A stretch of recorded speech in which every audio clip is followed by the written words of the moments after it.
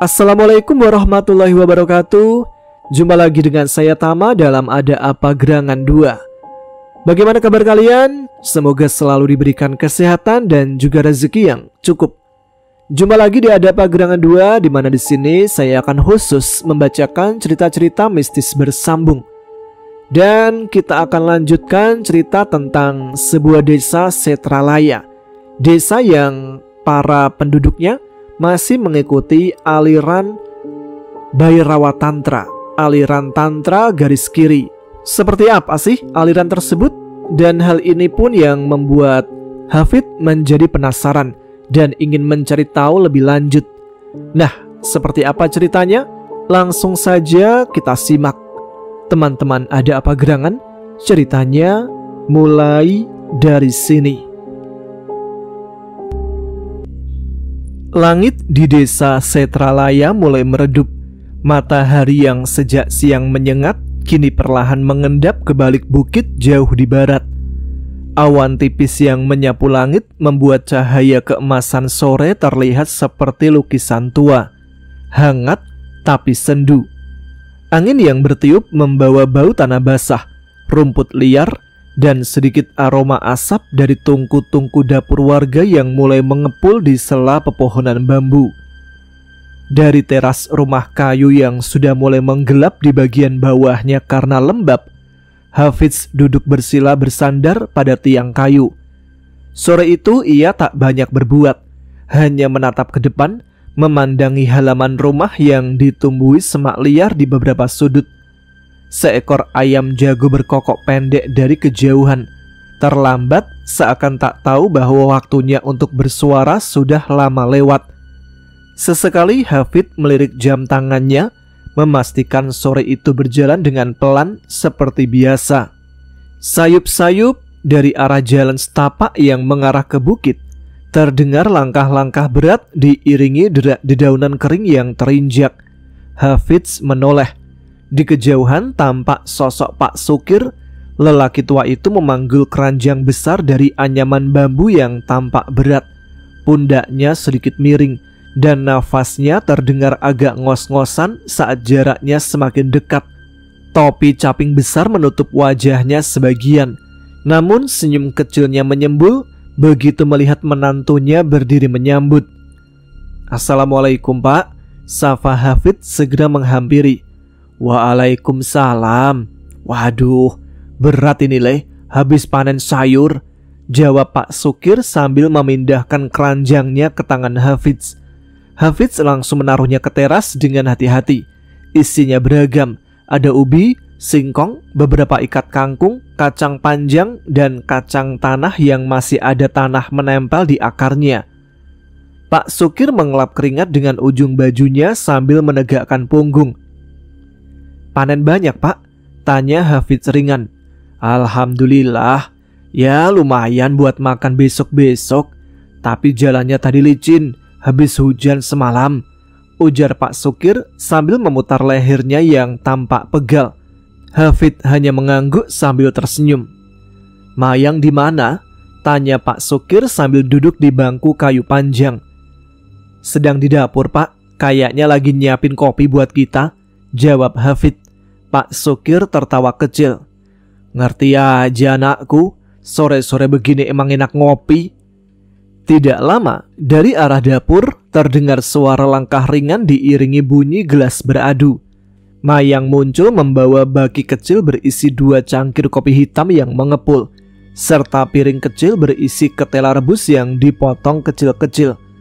Ia meletakkannya di atas meja, lalu tersenyum ke arah keduanya. "Ini Mas, Pak, ngopi dulu, masih panas loh," ucapnya.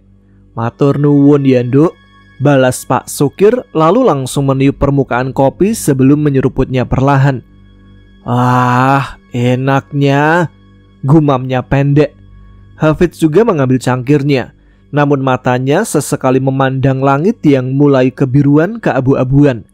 Burung-burung kecil tampak terbang pulang, dan desiran angin sore mulai berganti hawa sejuk yang agak menusuk.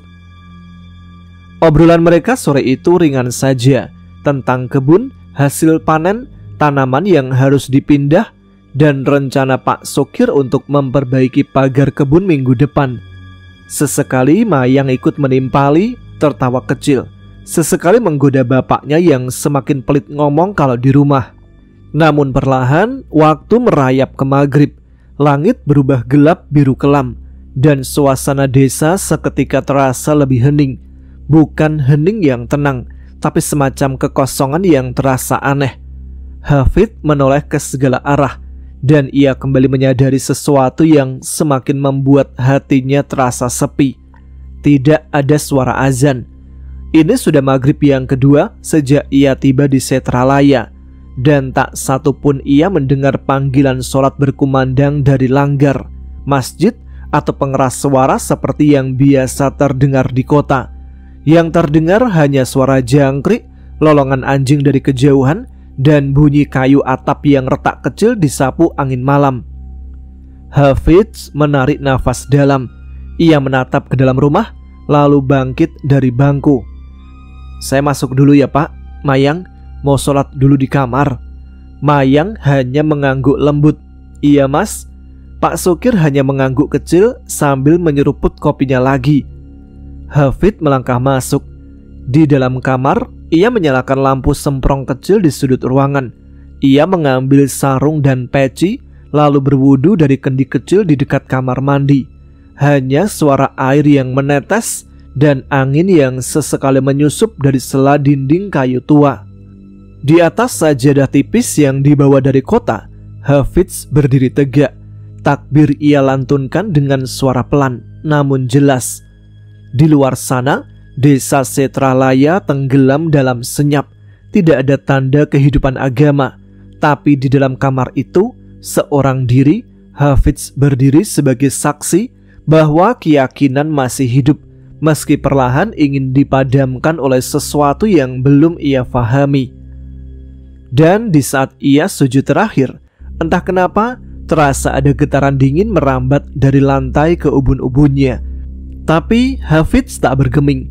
Ia menyelesaikan sholatnya dengan tenang. Selesai salam, Hafidz tetap duduk di atas sajadah.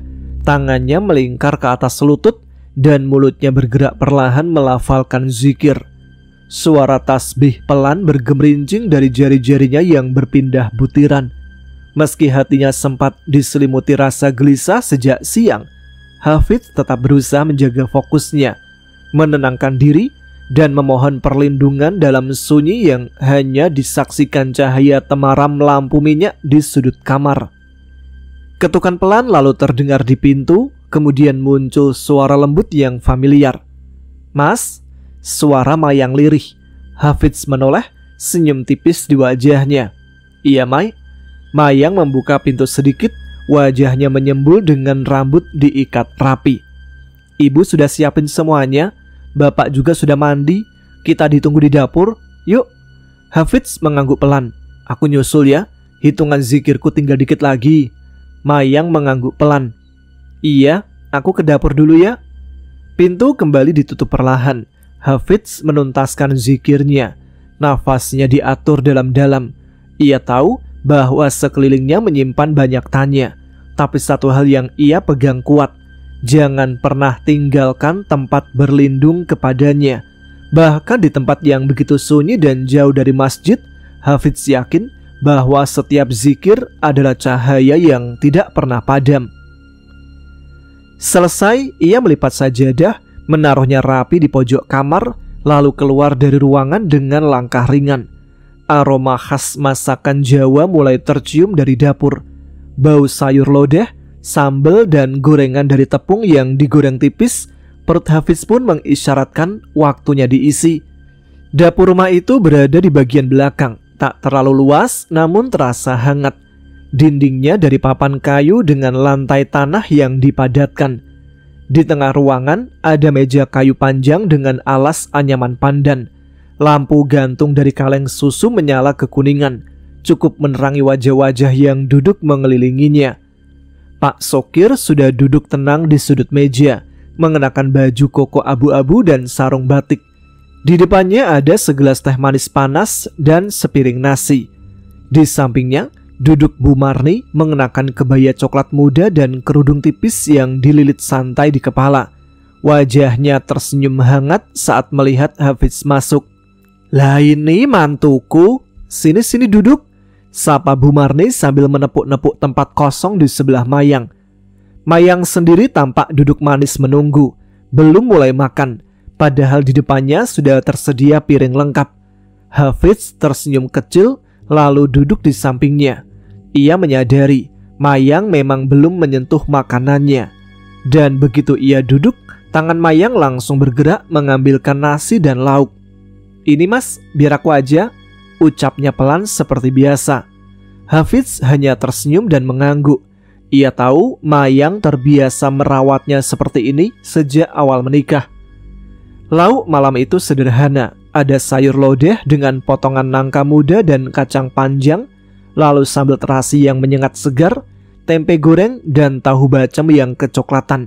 Semua terasa alami, tak ada bumbu instan atau kemasan. Semuanya hasil dari kebun sendiri, dibuat dengan tangan yang penuh pengalaman. "Ayo makan mas," kata Mayang sambil menaruh sendok di samping piring Hafiz. "Monggo le, ayo dinikmati," sambung Pak Sukir. Hafiz mengangguk. "Makasih Bu, Pak." Mereka mulai makan perlahan. Suasana begitu hangat dan tenang. Hanya suara sendok yang sesekali menyentuh piring dan bunyi desisan angin malam dari jendela dapur yang sedikit terbuka. Hafiz mencicipi sayur lodeh buatan Bu Marni.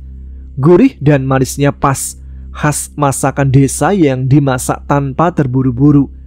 Ia menatap wajah mertuanya, kemudian kepada Mayang yang kini ikut makan perlahan di sebelahnya. Rasa tenang itu sesaat membuat Hafiz lupa akan semua kejadian siang tadi. Lupa akan wanita-wanita telanjang di pinggir sungai, lupa akan kepala anak kecil yang dipotong dengan santai, lupa akan langgar tua yang ditinggalkan di bawah pohon asem. Di tengah hidangan sederhana, semua terlihat normal. Selesai makan malam, suara gelas dan piring bersentuhan mulai terdengar dari dapur. Mayang dan Bu Marni sibuk membereskan meja makan dan peralatan yang digunakan. Suara mereka pelan, diselingi tawa kecil khas ibu dan anak. Sementara itu, Pak Sukir seperti biasa keluar rumah, membuka pintu depan dengan perlahan, lalu berjalan ke teras. Ia menggulung lengan bajunya, mengambil sebungkus selintingan tembakau dari saku, dan duduk di kursi kayu yang menghadap ke jalan tanah desa. Angin malam menyambut lembut, membawa aroma tanah, pohon jati, dan samar bau asap dapur dari rumah tetangga yang jauh. Hafiz muncul tak lama kemudian, membawa cangkir teh panas dan sebakul kecil kacang rebus yang masih mengepul uapnya. "Niki Pak, teh panas, kacang juga ada," ucap Hafiz ramah. "Walah, mantap ini. Bapak itu habis makan kalau nggak ngerokok kurang nikmat le. Gantinya rokok, kamu makan aja cemilan," jawab Pak Sukir sambil tertawa kecil. Hafiz ikut duduk di sebelahnya, menyeruput teh panas. Malam di Setralaya terasa lebih sunyi dari malam-malam biasa di kota. Tidak ada suara kendaraan, tidak ada lampu jalan, hanya sayup suara jangkrik dan desiran dedaunan.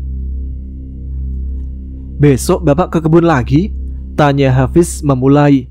"Iyo le, kayak biasa nih, gak betah ndak ngapa-ngapain," jawab Pak Sukir menyulut rokoknya dengan korek gesek. "Bapak punya berapa kebun sih?" Pak Sukir tersenyum bangga. "Ya gak banyak, ada yang di pinggir alas sana, deket hutan, dan ada yang di bukit arah barat desa. Satunya lagi sawah ditanami padi. Nah, yang aku bawa pulang tadi itu dari kebun yang deket sungai." Hafiz mengangguk mencatat dalam kepala. "Kalau besok bapak ke kebun, boleh saya ikut gak Pak?" tawarnya. Pak Sukir melirik dengan wajah senang. "Ya boleh banget. Lumayan, sekalian bapak tunjukin tanaman-tanaman yang sudah bapak rawat. Ada gambas, kangkung, lombok, sampai waloh. Nanti tak petikin buat oleh-oleh." "Wah, seneng banget Pak. Niatnya pengen sekalian belajar," jawab Hafiz dengan senyum hangat. Pak Sukir mengangguk pelan lalu menarik nafas dalam-dalam dari rokoknya, menghembuskan asap ke udara malam. Setelah keheningan sebentar, Hafiz memiringkan duduknya sedikit, menoleh pada Pak Sukir. Pak, saya ingin tanya sesuatu tentang langgar yang ada di bawah pohon asem itu. Pak Sukir mendadak diam, hanya bunyi rokok yang dikecup pelan yang terdengar. Ia menoleh lambat. Oh, langgar itu ya? Iya, saya dan Mayang tadi ke sana. Bangunannya kecil dan memang seolah nggak dirawat sama sekali. Mayang juga bilang orang-orang takut ke sana. Padahal kalau tempat itu dulunya dibangun untuk ibadah, sayang sekali kalau sampai diabaikan. Pak Sukir mengangguk pelan, lalu duduknya disandarkan lebih santai menatap ke depan. Itu dibangun sama seseorang yang dulu disebut Kiai Purwo, katanya perlahan. Kiai Purwo? Itu nama aslinya, Pak? Bukan, itu cuma sebutan. Nama aslinya nggak tahu siapa. Orang bilang beliau datang nggak tahu dari mana, mendadak ada aja di desa ini. Waktu itu bapak masih kecil, sekitar umur 8 tahunan. Kiai itu tinggal di gubuk kecil di dekat tempat yang sekarang jadi langgar itu. Dia mengajarkan ngaji, sholat, puasa, rukun iman, pokoknya dasar-dasar agama Islam. Orang-orang desa ikut, Pak? Tanya Hafiz tertarik. Cuma sedikit, paling cuma beberapa orang dan kebanyakan anak-anak serta pemuda-pemuda di sini. Selebihnya mereka takut. Bukan takut kiainya, tapi takut ajaran itu bisa membuat mereka melawan adat, kata Pak Sukir sambil menepuk-nepuk debu dari sarungnya. Adat desa? Ya, di sini adat turun-temurun itu kuat, Le. Sesaji, puasa, tapa, semedi, nyepi, upacara malam bulan mati, itu semua sudah dari zaman buyut. Dan Kiai Purwo seolah datang sebagai pengganggu. Bukan maksudnya begitu, tapi ya warga menganggap begitu. Apalagi sesepuh-sesepuh. Lalu Kiai Purwo kemana, Pak? Pak Sukir menunduk, matanya kosong menatap tanah. Waktu itu kami dengar suara gaduh tengah malam. Beberapa warga bilang Kiai Purwo pergi tengah malam, hilang. Gak ada kabar, gak pamit, gak ninggalin pesan. Gubuknya dibiarkan kosong. Beliau seperti lenyap. Mayang gak pernah cerita soal ini? Karena itu cerita lama, Le. Mayang lahir jauh sesudah itu. Yang tahu cuma generasi tua. Dan sejak kiai itu pergi, langgar menjadi tempat yang ditakuti. Makin lama cerita berkembang. Ada yang bilang tempat itu angker. Ada yang pernah lihat penampakan di sana. Bahkan anak-anak dilarang mendekat. Pak Sukir menghela nafas. Padahal bapak yakin kiai itu orang baik. Cuma memang orang baik kadang kalah suara sama suara adat yang sudah ratusan tahun ada. Hafiz terdiam. Ia mengerti sekarang kenapa langgar itu seperti dibiarkan terlupakan. Ada sejarah panjang yang tersembunyi, diselimuti rasa takut dan cerita-cerita gelap yang diwariskan ke generasi selanjutnya. Angin malam kembali berhembus. Rokok Pak Sukir sudah hampir habis. Hafiz menatap teh yang sudah tinggal separuh. Apa bapak percaya kiai itu hilang karena ada yang tidak suka kepadanya? Tanya Hafiz pelan. Pak Sukir tidak langsung menjawab. Ia menatap jauh ke jalan desa yang gelap, lalu menjawab dengan pelan. Gak tahu, Le.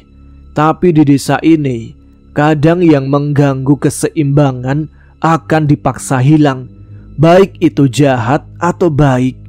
Pak Sukir menghisap rokoknya untuk terakhir kali sebelum mematikannya di dinding teras.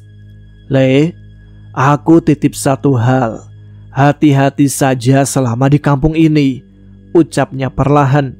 Hafiz menoleh, memperhatikan dengan seksama ekspresi mertuanya yang kini tak lagi santai. Selagi kamu bersikap wajar, gak mengganggu kepercayaan warga sini, insya Allah aman. Jangan mudah komentar, jangan mudah menghakimi. Orang desa sini bisa lembut, bisa juga keras. Hafiz tersenyum tipis mengangguk sopan. Nggih pak, saya paham. Tapi dalam hatinya, Hafiz tak bisa tinggal diam. Justru malam ini ia semakin yakin bahwa ada sesuatu yang salah. Sesuatu yang diam-diam menjalar seperti akar di bawah tanah desa Setralaya. Dan itu tak bisa dibiarkan. Pak Sukir menguap kecil lalu berdiri. Ayo masuk, udara sudah dingin, nanti masuk angin. Mereka berdua pun masuk. Mayang masih di dapur membereskan peralatan makan bersama ibunya. Sementara Hafiz langsung menuju kamar mandi kecil di belakang rumah untuk mengambil wudhu sebelum sholat isya. Air wudhu di gentong tanah liat terasa dingin menggigit. Hafiz membasuh muka, membasuh tangan. Lalu saat hendak membasuh kaki, dari sudut matanya ia melihat sesuatu di kejauhan. Sebuah cahaya merah seperti api, tapi terbang, membelah langit gelap desa. Lalu bunyi aneh menyusul, seperti campuran rintihan dan gemuruh, entah dari mana datangnya. Hafiz sontak menegakkan tubuhnya, mencoba memastikan apa yang dilihat dan didengarnya bukan halusinasi. Tapi belum sempat ia merasa ada sesuatu menyentuh punggungnya. Pelan-pelan ia menoleh ke belakang, dan darahnya seperti berhenti mengalir. Ada seorang anak kecil berdiri di belakangnya. Tubuhnya kurus dan pucat, tidak mengenakan apa-apa. Tapi yang paling mengerikan, anak itu tak punya kepala, hanya leher yang menganga dengan warna kehitaman, seperti luka lama yang tak pernah sembuh. Namun tubuh kecil itu berdiri tegak, tak bergerak. Hafiz mundur satu langkah, mulutnya terbuka, ingin membaca doa, tapi terlalu kaget. Kemudian tangan anak itu terangkat perlahan, menunjuk ke satu arah, ke balik kebun pisang gelap yang mengarah ke utara desa. Tidak jelas kemana tempatnya, tapi arah itu membuat Hafiz semakin dingin. Ia tak tahu apa maksud isyarat itu, namun firasatnya buruk. Dan tepat ketika tubuhnya kaku dalam diam, pintu belakang terbuka dari dalam. Mas, kok wudhunya lama banget? Suara Mayang terdengar pelan tapi cukup mengejutkan. Hafiz menoleh cepat ke arahnya. Dan dalam waktu sekejap, ia menengok ke belakang lagi. Sosok anak kecil itu sudah tidak ada. Kosong, tidak ada jejak. Seolah hanya ilusi. Hafiz menarik nafas dalam-dalam mencoba menenangkan diri. Enggak. Ini tadi airnya dingin banget, jadi agak kaget. Mayang mendekat memegang lengan Hafiz. Ayo masuk mas, udah malam. Hafiz hanya mengangguk, tak berani menjelaskan apa yang baru saja ia lihat. Ia sadar semakin banyak kejadian ganjil terjadi sejak dirinya mulai mengamati desa ini lebih dalam. Dan yang paling membuatnya resah, arah yang ditunjuk sosok tanpa kepala tadi mengarah ke bagian desa yang belum pernah ia lewati. Entah itu pertanda atau peringatan. Selesai menunaikan sholat isya dan berzikir dalam diam, Hafiz berjalan pelan menuju kasur tempat Mayang sudah lebih dulu berbaring. Lampu temaram kamar membuat suasana begitu tenang. Hanya terdengar suara binatang malam dari luar jendela dan sesekali desir angin menembus celah anyaman bambu dinding rumah tua itu. Hafiz duduk di pinggir kasur, memperhatikan wajah istrinya yang menoleh ke arahnya dengan senyum lembut. Mas, ujar Mayang pelan. Tadi ngobrol apa aja sama bapak soal Langgar sama Kiai Purwo? Hafiz menghela nafas sebentar. Tangannya menyentuh tangan istrinya yang tergeletak di atas selimut. Sedikit banyak bapak cerita soal Kiai Purwo. Katanya beliau bukan orang sini, cuma dikenal lewat panggilan itu. Waktu bapak kecil, beliau masih mengajar ngaji di Langgar, tapi tiba-tiba pergi. Dan setelah itu, Langgar mulai ditinggalkan. Mayang mengangguk pelan. Wajahnya tampak serius mendengarkan. Besok aku ikut bapak ke kebun, bantu-bantu, sekalian lihat-lihat sudut desa ini. Aku yakin di balik semua yang menyeramkan, Setralaya ini sebenarnya punya sisi keindahan alam yang luar biasa. Mayang tersenyum kecil. Kalau Mas mau kemanapun, asal baik, aku akan ikut dan dukung. Hafiz tersenyum lalu membelai pelan rambut istrinya yang sebagian menjuntai di bantal. Makasih ya sayangku, ucapnya tulus. Kamu gak tahu betapa berharganya dukunganmu buatku. Mayang menggenggam tangan suaminya. Selama itu baik, aku akan mengikutimu Mas, meski sampai ke dasar jurang yang isinya emas permata. Hafiz tertawa pelan. Loh, kok pilih-pilih jurang? Harus yang ada emas permatanya. Mayang ikut tertawa, lalu membenamkan wajahnya ke dada suaminya. Ya iyalah, kalau bisa tetap yang enak-enak aja dong. Tawa kecil mereka pecah, renyah, jujur dan menenangkan. Sejenak mengusir aroma ketegangan dan kegelapan yang membuntuti mereka selama hari-hari ini. Dalam kehangatan itu, mereka berdua pun memejamkan mata bersama, tertidur dalam pelukan kasih sayang, seperti dua jiwa yang saling menguatkan dalam badai yang belum sepenuhnya terlihat bentuknya. Seperti kebiasaannya, pada sepertiga malam Hafiz terbangun. Matanya perlahan terbuka. Masih buram, belum sepenuhnya sadar. Ia tidak langsung bangkit, hanya duduk di tepi ranjang, menunduk sambil mengusap wajah, mengumpulkan nyawa yang belum sepenuhnya terkumpul. Lampu kamar yang redup menambah senyap suasana. Hanya suara jangkrik dan sesekali desak angin yang menggesek dedaunan di luar rumah terdengar samar. Namun tiba-tiba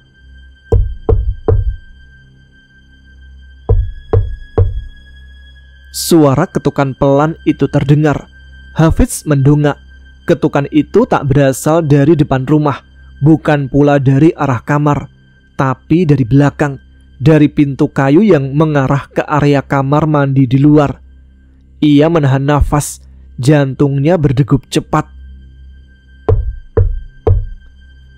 Semakin lama, ketukan itu berubah, tidak lagi pelan, lebih kasar, lebih menuntut.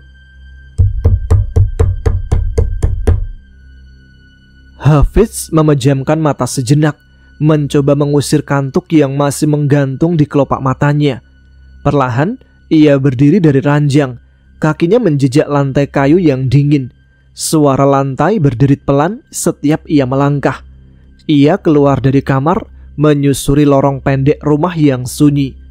Ketika sampai di depan pintu belakang, suara ketukan itu berhenti. Hafiz berdiri diam di hadapan pintu kayu tua yang catnya mulai mengelupas.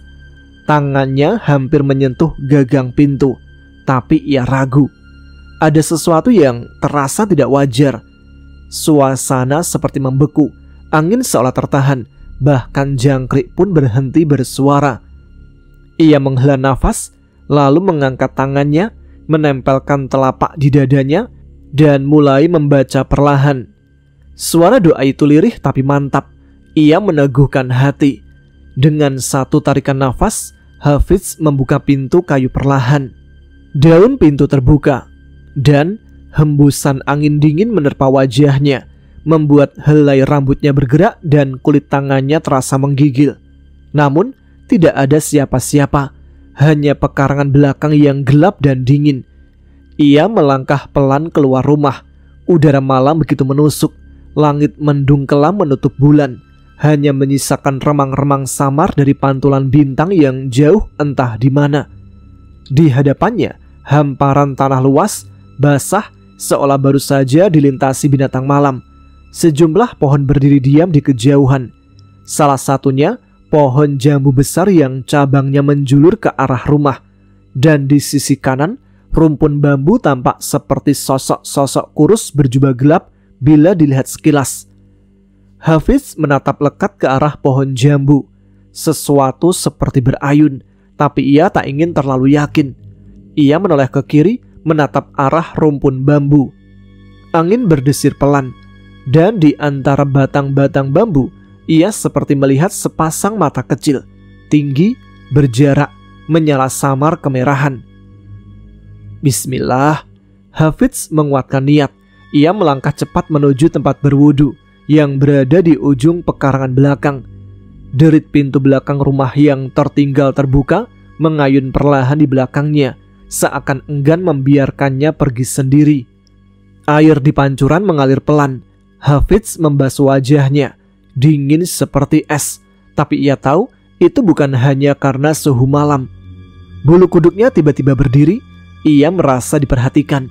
Tapi tetap ia tidak menoleh ke belakang. Tidak sekarang. Tidak sebelum ia selesai. Ia menyelesaikan wudhunya dalam hening, lalu perlahan berdiri. Namun ketika ia hendak kembali ke rumah, tiba-tiba terdengar suara seperti sesuatu yang merayap menjalar di tanah yang basah.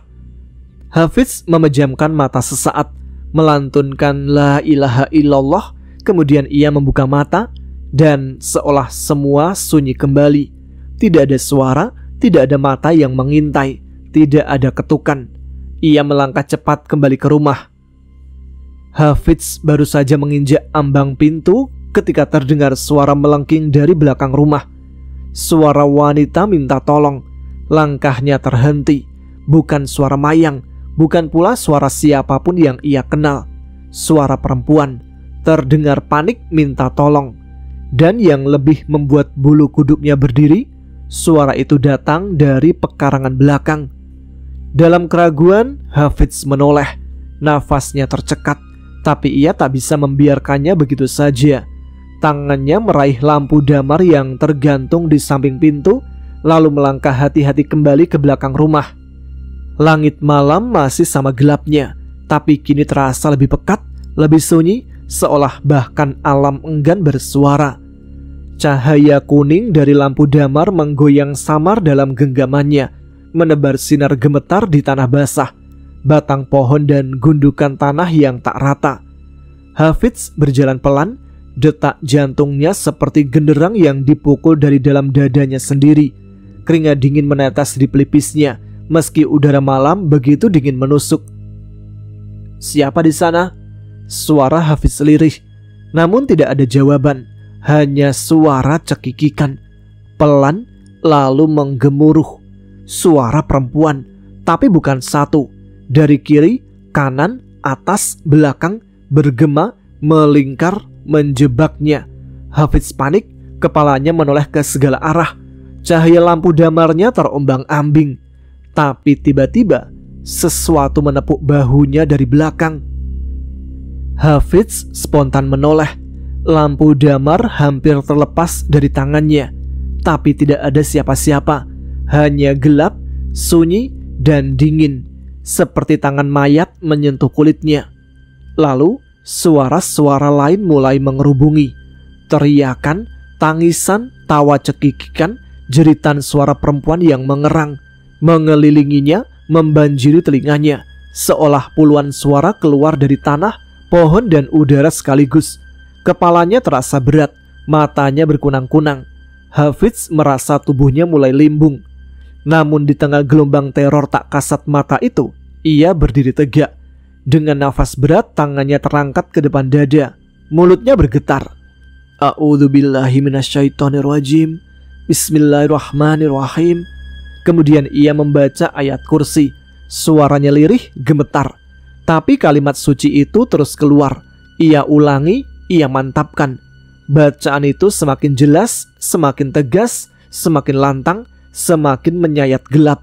Suara-suara itu bergetar, seperti dipukul keras dari dalam. Jeritan berubah menjadi desis, tawa jadi lenguhan, tangis menjadi erangan putus asa. Dan perlahan, satu persatu, suara-suara itu lenyap, seperti air panas yang dituangkan ke atas es, menguap dan menghilang.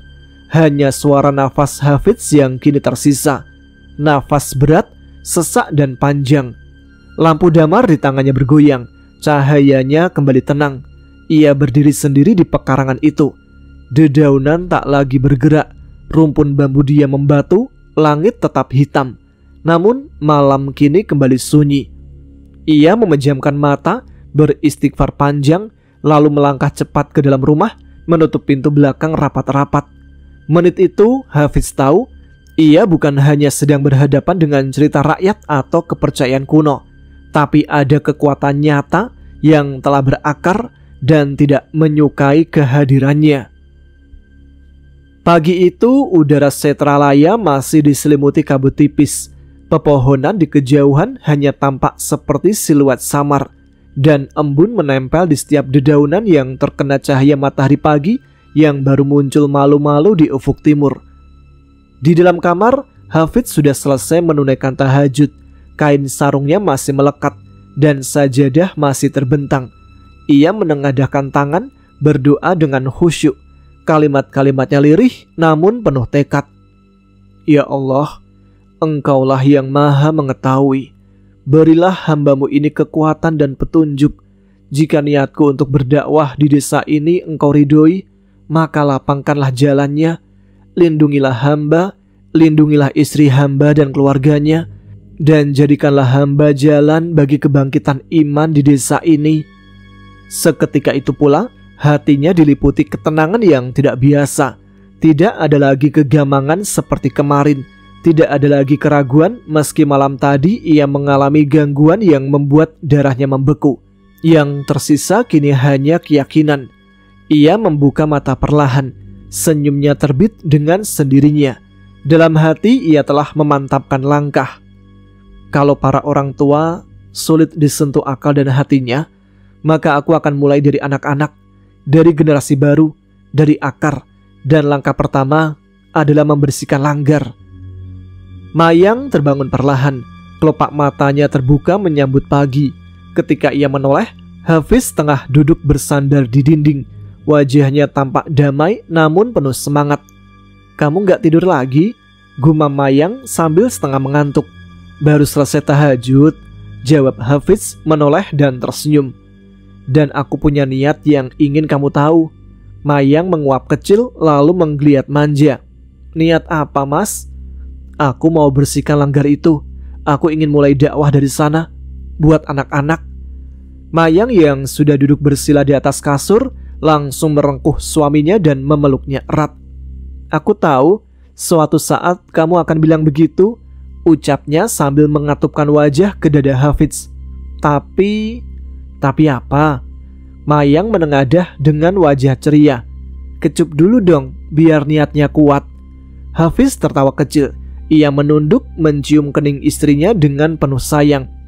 Nah, sekarang kamu sudah punya kekuatan ekstra untuk memulainya kan? Hafidz mengangguk sambil tertawa kecil, memeluk istrinya lebih erat. Mereka berdua tertawa pelan, saling menyandarkan rasa. Sebelum akhirnya Mayang melepas pelukan dan beranjak dari kasur. Aku ke dapur dulu bantu ibu ya, katanya. Hafidz memandanginya sampai langkahnya menghilang di balik pintu kamar. Hatinya kini mantap, langkahnya jelas. Dan mulai hari ini, perjuangan dimulai, bukan dengan kekerasan atau argumen, tapi dengan kasih sayang dan ilmu. Langgar yang lama terkunci itu akan jadi saksi bahwa ada satu cahaya yang mencoba menembus gelap Setralaya. Pelan-pelan tapi pasti. Pagi itu, dapur rumah Pak Sukir mulai ramai dengan suara sendok mengadu gelas dan aroma tumisan bawang putih.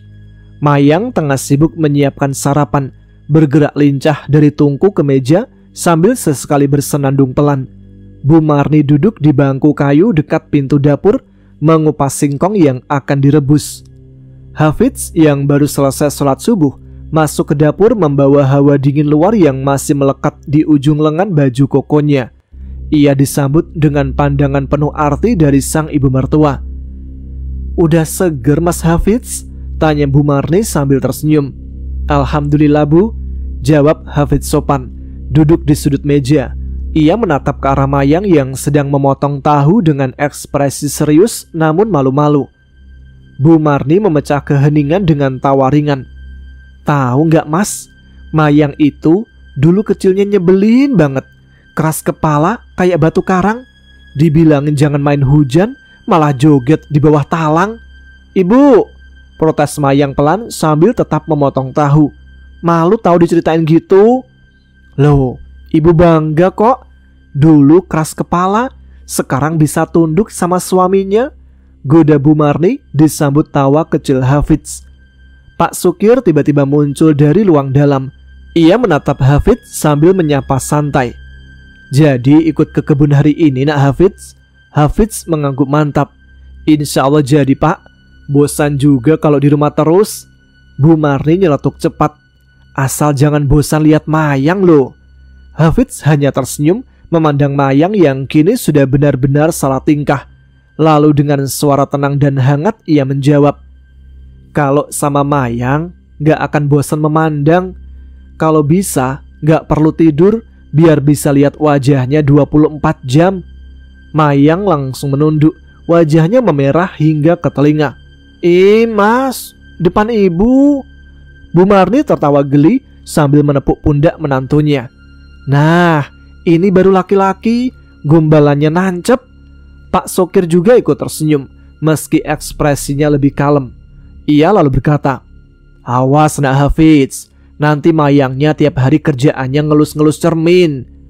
Tawa pun mengisi dapur kecil itu, membuat pagi di rumah Pak Sokir hangat, bukan hanya karena api di tungku, tapi juga karena cinta yang sederhana namun mendalam. Setelah menyelesaikan sarapan sederhana yang terasa mewah karena kehangatan keluarga, Hafidz bersiap-siap untuk berangkat ke kebun bersama Pak Sokir. Ia mengganti baju dengan yang lebih santai, lalu keluar rumah sambil menyampirkan tas kecil berisi botol air dan handuk kecil. Di teras, Mayang sudah menunggu, berdiri bersandar di tiang bambu dengan senyum lembut. Hafidz menghampirinya, lalu menggenggam tangan istrinya sebentar. Aku berangkat dulu ya, ucap Hafidz pelan penuh makna. Mayang tersenyum lalu membalas, jangan capek-capek mas, yang berat biar bapak aja yang udah biasa. Yang berat itu bukan merawat kebun Mayang, tapi merawat cinta supaya nggak berpaling ke lain hati, sahut Pak Sokir. Tenang, aku juga jaga hati untuk istri tercantik. Goda Hafidz membuat Mayang mencubit pelan lengan suaminya. Hafidz tertawa lalu pamit mencium keningnya sebelum berjalan menyusur Pak Sokir yang sudah menunggu di ujung jalan tanah depan rumah. Jalan setapak yang mereka lalui tampak basah bekas hujan semalam.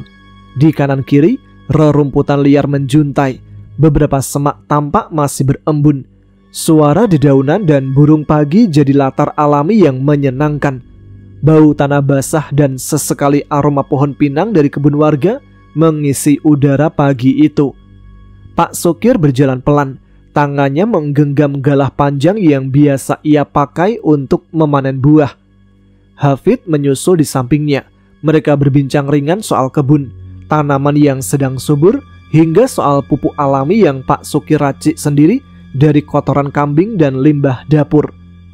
Tiba-tiba, dari kejauhan terdengar suara knalpot motor yang meraung pendek. Seorang pria muncul dari tikungan tajam lahan tanah, mengendarai sepeda motor tua yang ban belakangnya tampak besar dan bergerigi. Sudah dimodifikasi untuk medan licin dan tanah. Pria itu mengenakan jaket lusuh dan celana cingkrang yang sudah penuh tambalan lumpur. Di bagian belakang motornya terdapat keranjang dan karung yang diikat dengan tali karet. Ia melambatkan laju motornya begitu melihat Pak Sokir dan Hafidz. Permisi Pak Sokir, sapa pria itu ramah sambil mengangkat tangan. Pak Sokir menoleh dan tersenyum lebar. Loh, Yanto, dari pasar toh?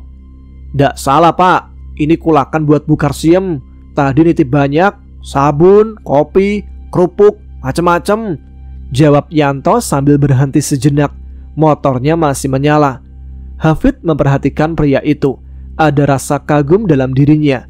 Di tengah medan sulit dan kondisi desa yang terpencil, masih ada orang-orang yang menjadi urat nadi penghubung antara Setralaya dan dunia luar. Sebuah ide langsung terbit di kepalanya.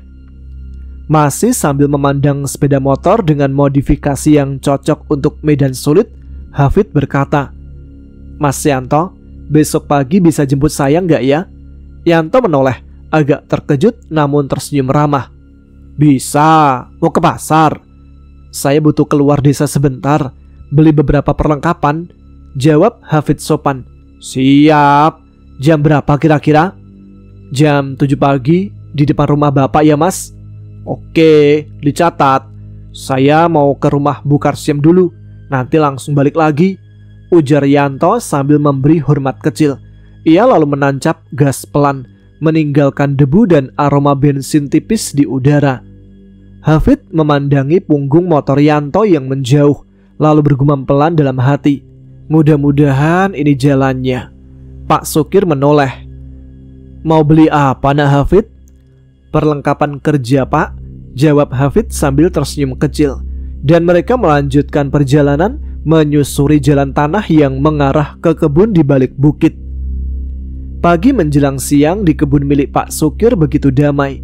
Burung-burung kecil kadang melintas di sela batang pepaya, dan suara cangkul mencabik tanah sesekali terdengar bersaut dari kebun tetangga. Hafid ikut membantu mencabuti rumput liar.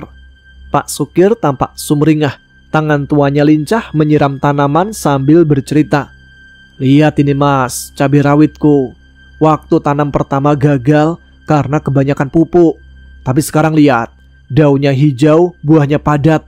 Satu rumpun bisa panen 3 kali lebih. Hebat pak, kelihatan sekali hasil rawatannya. Ya, asal sabar dan telaten. Gak bisa main nyemprot aja.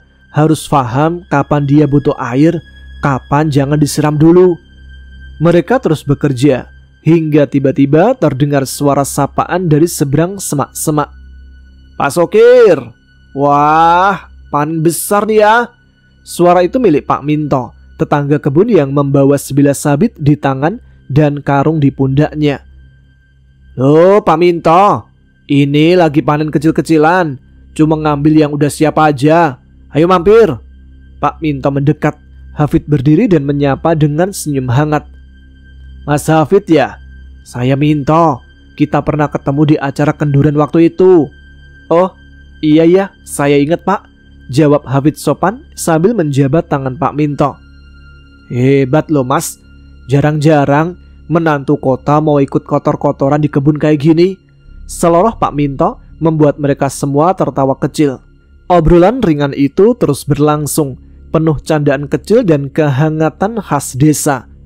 Namun menjelang zuhur, matahari sudah tinggi dan Hafidz mengelap keringat di dahinya. Pak, saya pamit dulu ya, mau sholat zuhur, ucap Hafid. Ya udah, tapi nggak usah balik. Saya juga mau ke kali bareng Pak Minto, cari ikan habis ini, saut Pak Sukir sambil mengangguk. Hafid pun berpamitan, menapaki jalan tanah sendirian menuju rumah. Udara mulai panas, tapi langkahnya terasa ringan. Sampai di rumah, ia membersihkan diri dan mengambil wudhu. Setelah menunaikan zuhur, ia masuk ke kamar sebentar, lalu keluar menghampiri Mayang yang sedang menjemur pakaian di halaman samping. Ya Yang, sapa Hafid. Mayang menoleh sambil menutup wajah dengan tangan. Aduh, panggilannya malu ah. Hafid tertawa kecil. Aku kelanggar ya, mau bersih-bersih sedikit, sekalian sholat asar di sana nanti. Ya, kalau bisa sekalian maghrib. Mayang mendekat dan menyeka keringat di leher Hafid dengan ujung bajunya sendiri. Tapi aku nggak bisa ikut mas. Tadi ibu nitip bantu bikin jenang di rumah sebelah. Tapi kamu hati-hati ya. Iya, tenang. Aku cuma mau bersih-bersih. Mayang mengangguk lalu mengantar Hafid sampai depan pagar bambu. Kalau udah selesai, langsung pulang ya, jangan lama-lama. Hafid tersenyum lembut dan mencium kening istrinya. Insya Allah. Ia pun melangkah menuju langgar dengan niat tulus yang mulai mengakar. Di tangannya, ia membawa sapu dan 1 botol air wudhu untuk cadangan. Langkahnya pun terus mantap menuju langgar yang lama ditinggalkan. Tempat yang dulu sempat menjadi cahaya di tengah desa, dan kini akan ia sentuh kembali. Baiklah teman-teman, sampai di sini dulu episode kali ini. Kita akan lanjutkan pada episode yang akan datang. Apakah Hafid mampu untuk menjalankan keinginannya untuk berdakwah di desa Setralaya? Terima kasih untuk teman-teman yang sudah menyimak episode kali ini. Terima kasih yang sudah support. Tapi jangan lupa untuk tuliskan komen, tunjukkan eksistensi kalian. Dan sekarang saya Tama harus pamit. Kita jumpa lagi di episode selanjutnya. Tetap semangat, jaga kesehatan. Wassalamualaikum warahmatullahi wabarakatuh.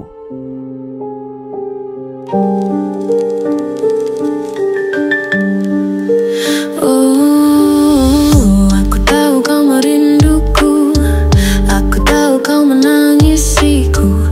Aku tahu kau tak relakanku, aku sama namun hanya membisu. Dari atas sini ku masih bisa memandangmu, meski dengan air mata darah penuhi gaunku.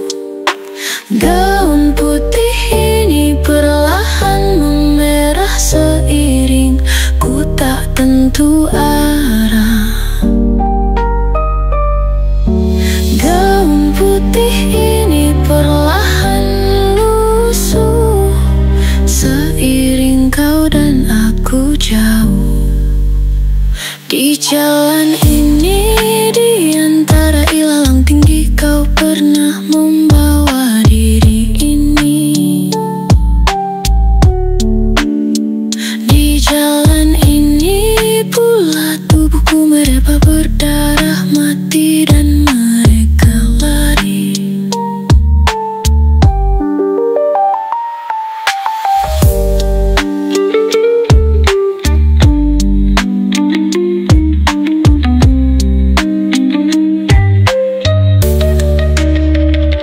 Di jalan ini, di antara ilalang tinggi, kau pernah membawa diri ini. Di jalan ini pula tubuhku mereba berdarah mati dan mereka lari. Di jalan ini, di antara ilalang tinggi, kau pernah membawa diri ini. Di jalan ini pula tubuhku mereba berdarah mati dan mereka lari. Di jalan ini, di antara ilalang tinggi, kau pernah membawa diri ini. Di jalan ini pula tubuhku mereba berdarah mati dan mereka lari.